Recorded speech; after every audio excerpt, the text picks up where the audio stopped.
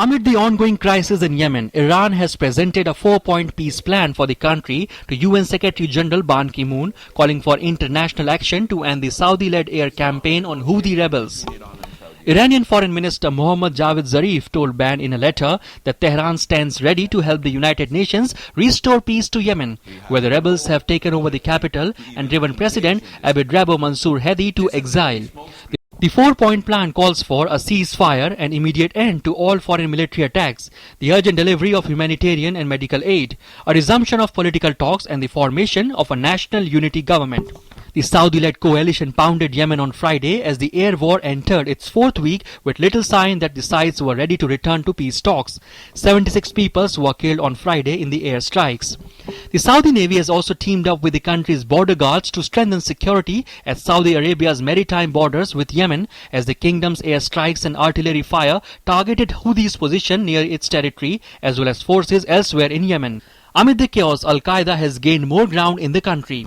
UN Secretary General Ban Ki-moon has called for an immediate ceasefire in Yemen, saying the country was in flames and all sides must return to political negotiations. Meanwhile, the UN envoy for Yemen, Jamal Ben Omar, has resigned after 4 years of efforts at a peaceful political transition fell apart. The successor is expected to be named soon. The Secretary General's special advisor on Yemen, Jamal Ben Omar, has expressed an interest in moving on to other assignments. The Secretary General greatly appreciates the tireless efforts Mr. Ben Omar has made over the years to promote consensus and trust on a peaceful way forward in Yemen. The successor is expected to be named in due course. Until that time and beyond, the UN will continue to spare no efforts to relaunch the peace process in order to get the political transition back on track. World powers have also united against Yemen's Houthi rebels, hitting them with a United Nations arms embargo and new United States sanctions. The UN Security Council vote came after Iran, which is accused of backing the rebels, proposed a ceasefire followed by foreign mediated talks. The resolution was passed by 14 votes to nil. Russia, which had insisted on imposing an arms embargo on all parties, abstained. The UN Security Council resolution was the first formal action by the body since the start of Saudi air strikes on March 26. Meanwhile, Saudi Arabia, which is leading the air war against rebel forces in Yemen, have announced $274 million in humanitarian aid.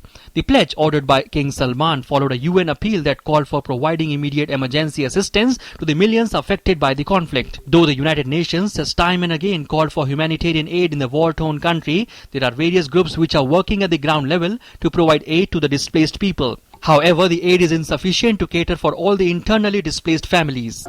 We have distributed food assistance to several families who have been displaced from Al-Mu'alla and some other areas.